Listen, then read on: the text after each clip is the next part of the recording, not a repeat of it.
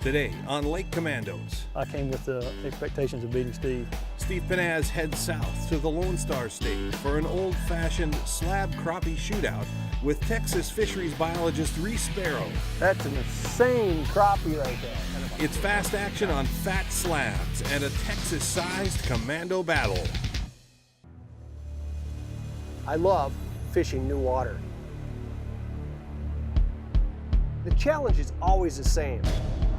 Find fish, trigger strikes. Ooh, that's a big fish. But what I really love is beating the other guy. I got a fish.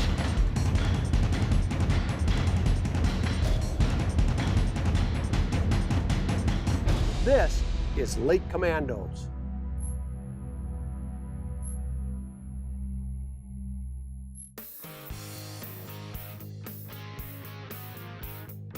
They say everything's bigger in Texas, and over the years, the Lake Commandos have proven that certainly holds true for the bass. But what about other fish, like black crappie? Today, Steve Panaz joins East Texas State Fish Hatchery Manager Reese Sparrow on a commando quest for king-sized crappies. Let's go take a look at this lake. All right, I'll be interested to see what water clarity is like. Their mission? Locate and catch midwinter black crappie under post-cold front conditions. And the playing field is a small, deep, reclaimed East Texas pit mine reservoir that is just over 100 acres in size, but has a max depth of over 100 feet. You know, water clarity is actually really good. Yes, it is. Better than I thought, and there's not as much grass as I thought. Good hard sand bottom. Right. Wow. You can almost start seeing the other shoreline up here. This stuff burns off, it's gonna warm up. Yes, it is. Let's go get in the water. Okay.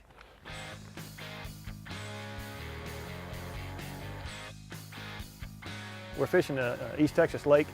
It's a reclamation lake. It was a pit mine that they, when it was over, they reclaimed it, built it back into a lake. Today it's winter, obviously. We got a little fog this morning. It's cold.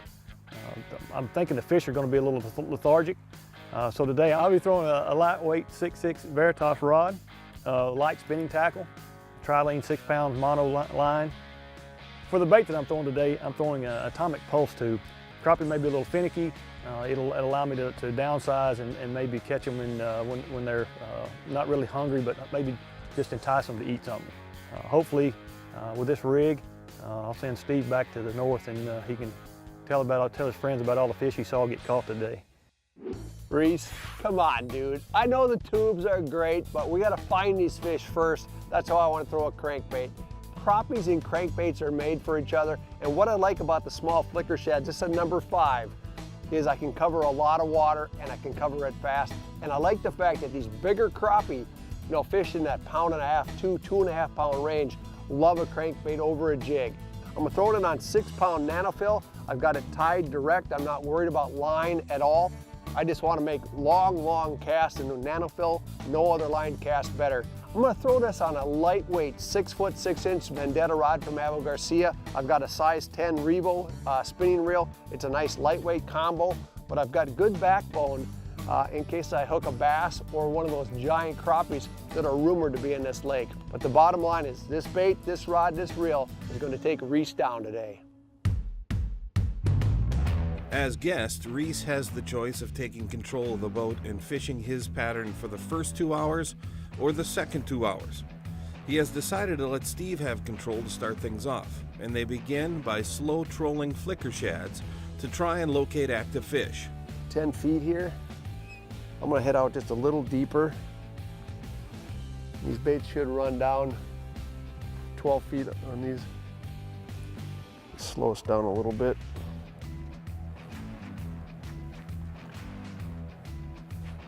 Got one? Is that a crappie? I don't think so, the way he hit it. If it is, it's a good one. You put on what, a little Gold one. That's a crappie? Yeah. Holy cow, look at the size of that crappie. Get him. Here. Jeepers. Flicker shad, baby, huh? Flicker shad. Hey, we got one. He hit it like a train too. Did he really? Yeah, he did. As far as going to a lake that you haven't been to for a while or are not familiar with, it's like figuring out a puzzle, trying to figure out where the fish are at and what they want to bite. I'm pretty confident that we went overfish this morning when we were searching for them with crankbaits, that we were just maybe moving a little fast, and maybe the baits were over the top of their head. There's I missed. No, I got him. I got him. Ooh, look at the size of that crappie. Yeah. Look at that. Oh, man. Lift him in. You know, one of the things I like right now, what I'm seeing, is look at that bait. That fish has the front hook and he has the back hook. This fish was eating this aggressively. He liked the color, he liked the presentation. Not a giant crappie, I'm gonna let that go. I thought he was bigger than that, but it's number 2.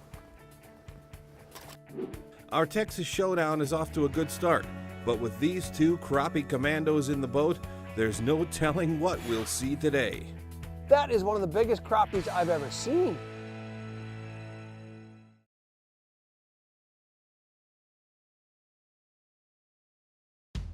Lake Commandos is brought to you by Ranger Boats, still building legends one at a time. Trilene, Anglers Trust Berkeley Trilene. Abu Garcia, for life. Power Pole, shallow water anchor. Swift, silent, secure. Garmin, the clearest scanning sonar images on the water. And by Plano, protect your passion.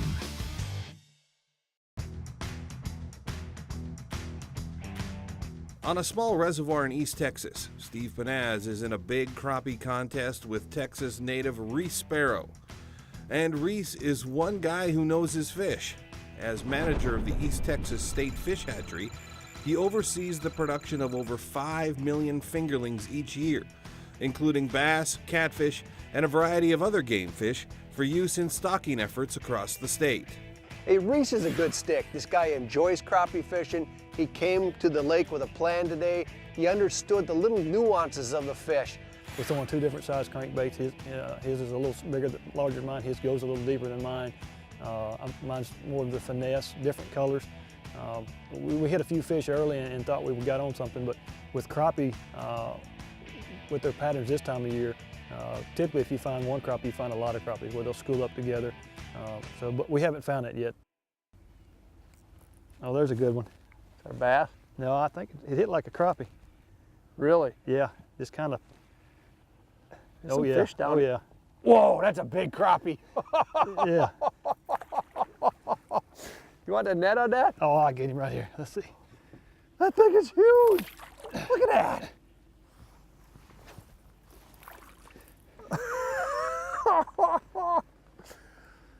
I heard this lake had some big crappie in it, but look at this, the mouth, it looks like a largemouth. That's an insane crappie right there. We're about an hour and a half, maybe 2 hours into the day. We've got 4 crappie, but Reese just caught an absolute stud. And so we're switching over from crankbaits now. We've got a real high sun. We've got virtually no wind. And we're gonna go a little more finesse. I'm gonna throw a 3-inch ripple shad. I know he's gonna start throwing on a tube, but I like the ripple shad. It's got a good swim action. It's a little bit bigger profile than what he's gonna be using. And if there's crappie in here that weigh 2.5, 3, 4 pounds, I'm gonna go after the big fish.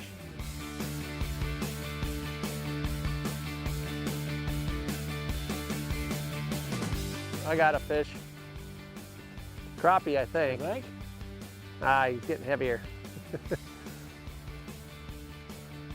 Hey, look at the size of this crappie. Oh, man! Look at that, I thought it was a bass. Woo! Oh, yeah, look at that one. Oh, man! 3-inch ripple shad doesn't look that big in a mouth that big, does it? Unbelievable. Look at this crappie's got a black stripe on his back. Some of them have it, some of it don't, but that's a 1.75 pounds. Fry pan? Frying pan. Frying pan. And the fisheries like this, it's a good thing to take fish out. These fish will compete with the largemouth bass. Crappie are notoriously about getting overpopulated in the reservoirs. They get overpopulated, their growth stunts. So it's a good thing to take some fish out and to enjoy what we caught today. Well, I'm going to be switching colors right now. I'm going from a ripple shad, which produced a fish almost immediately, but we just went through a couple schools of fish and we're not getting bit right now. So I'm going to try something a little different. I'm going to go to a pink and white tube, fished on this gulp jig head. I'm just going to feed it up there and to see if this is the ticket. Well, these gulp heads sink a little slower than regular lead heads, so it looks like a bigger head, but this allows me to cover a little bit more water. He's got us trolling along this edge. You can see on the Garmin we've got a pretty good number of fish down there, but we're just not getting them to go. And I don't know if it's this high sun, but it's definitely out more comfortable than it was this morning with the fog. There was one, got him on a first cast. I think this is a crappie too. Oh yeah. Yeah. Oh yeah. That white jig head. And look at the size of these fish.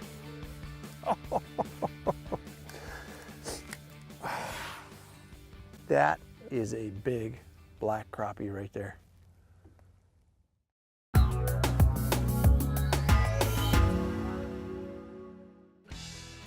Boats and outboards live tough lives in extreme environments. That's why I always keep a few items on board to handle those problems if they arise.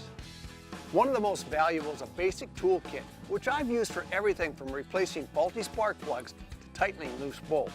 I also keep an extra propeller and propeller wrench. To get where the fish are, I often run in tight waters and don't always get back to the ramp without running into something. Having the insurance of an extra prop on board has saved me over the years. To keep my boat looking good, I spray it down when trailering it with Yamalube YamaClean and wipe it off with a clean rag to keep water spots and scum lines at bay. A spare filter can be a lifesaver when you run into a batch of bad fuel, asking carrying a set of new spark plugs.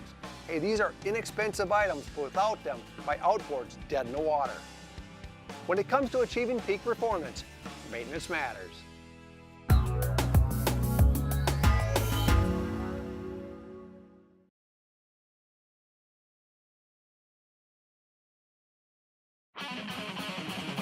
This segment is brought to you by Yeti Coolers. Yeti, wildly stronger, keep ice longer.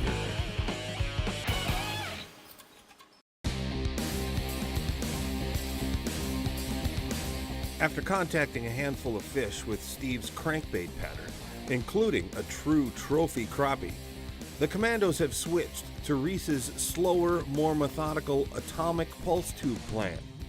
It appears it was the right move at the right time, and this head-to-head battle is about to bust wide open. There's one, got him. Yep, that was that school right behind us. Got one, guy. Yeah, it's a big crappie. Oh yeah. Clobbered it too. Right underneath the boat, there's a bunch of them. Is there? Yeah. Yeah, that's that school we went by. Great eating fish right here. Yeah, definitely a slow jig. Yep, you got him there. There's another one. Like you've got a lighter jig head than I do. That was almost sitting right on the bottom. Yeah.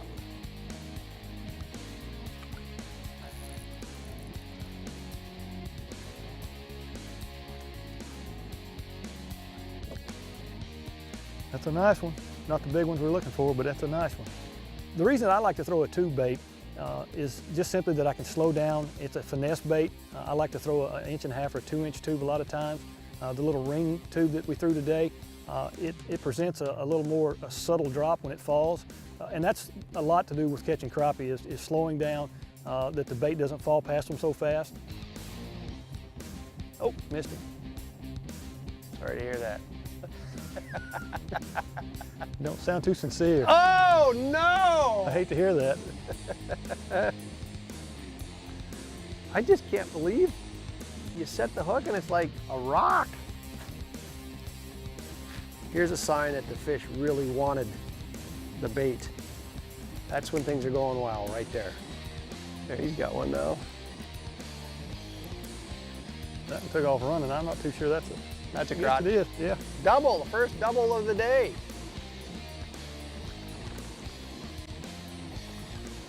So I think we figured it out. The color's right, it's pink, it's white, and it's fishing very, very slow along the bottom between 8 and 11 feet of water. And now what we're trying to do is just kind of experiment there. It's got a fish. This might be a bluegill with small tubes and some other baits, but it's fighting like a bluegill. Oh yeah, look at that.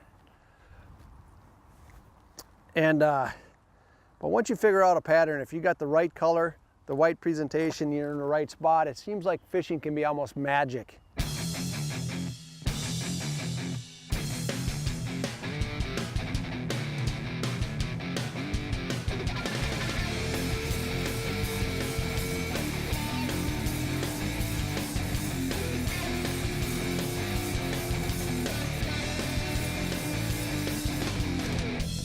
The average size of fish that we caught today was above average. Most fish that you catch, you're looking at a lot of 10 and 11 inch fish. You catch them 12 and 13s every now and then. The fish that we caught today, majority of them were in the pound and a quarter, pound and a half range, up into the 2 pound range. Caught one that was almost 2 3/4. This fishery is a phenomenal fishery with above average crappie size.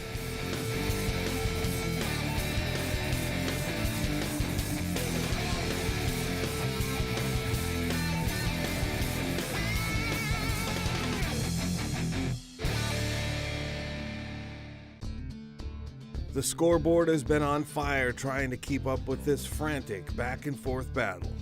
Neither guy will give an inch, and there's no doubt we're going down to the wire in East Texas. No! No!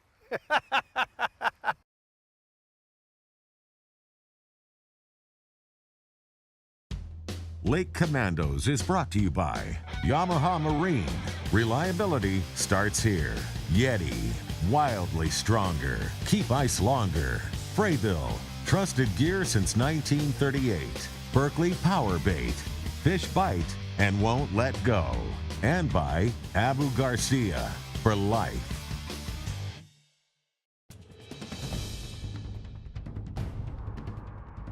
The pressure is mounting on an East Texas reservoir for Steve Panaz and Reese Sparrow. Even after landing dozens of beautiful black crappies, only a few fish separate these two experienced lake commandos. This battle is going to come down to 1 or 2 bites, so Steve Panaz is going to make a change to try and make a move. This is probably the most torrid crappie bite I've ever been on in terms of big fish. We've had numbers of fish between 1.5 pounds and maybe 2 1/4 pounds. We had one that was pushing 3 pounds.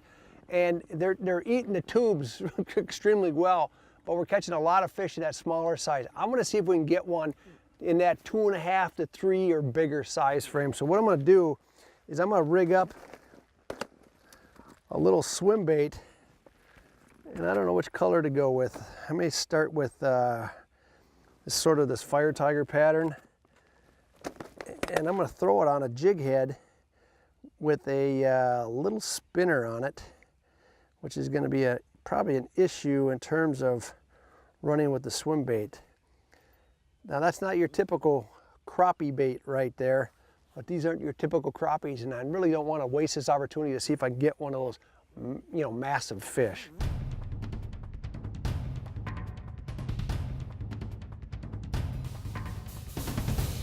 Yeah, I think it is. It's a crappie. Yep. I got another fish. This might be a crappie. Like that, I think it is. That's a nice big fat one there, boy. Yep. Look at this. Big crappie. Look at this. Look at that thing ate. Now you think a crappie is eating the small type of stuff, but that fish just ate a 4-inch swim bait. And you look at the size of their mouth, it's easily fit in there. These crappies will eat bigger baits than a lot of people think. And that's not even close to the size that we've been getting in terms of average. Hey, I've been on some awesome crappie bites before, but nothing like this in terms of size. We caught well over 100 fish, and I bet you the average was probably 1.25 pounds, 1.5 pounds. I mean, it's lights out. Still want to get one of those threes like you had earlier.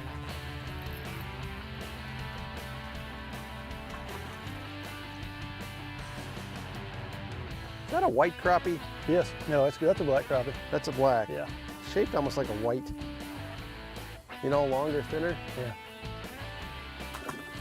Hey, what can I say about Texas? It's a great state for fishing, world-class bass fishing, world-class crappie fishing. These guys do a great job managing their fisheries. All right. Well, fitting end right there, huh? Yes, it is. Well, I think at the first time of Lake Commando's history, we're gonna have a tie.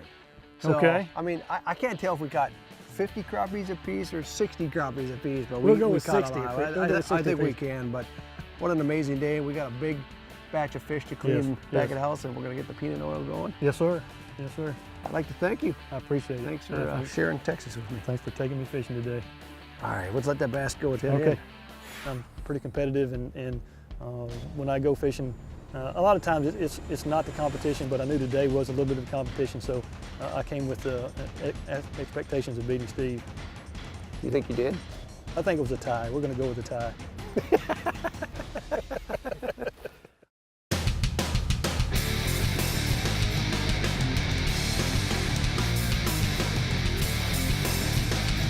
I'm Captain George Mitchell. This is Coastal Chaos.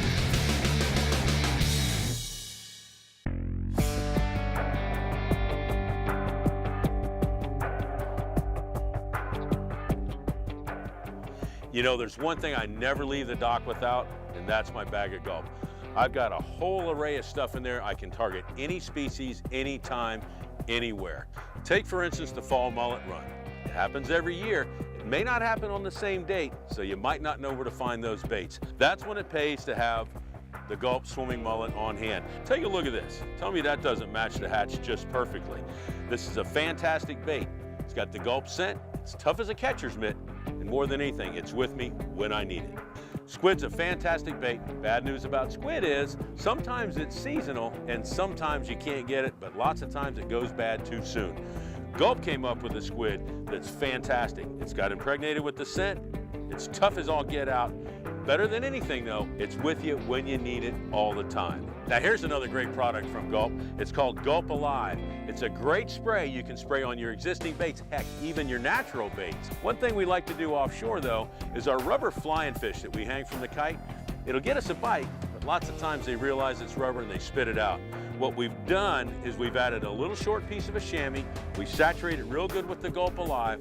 Fish eats it, tastes good, swallows it, game on. Never leave the dock without your Gulp.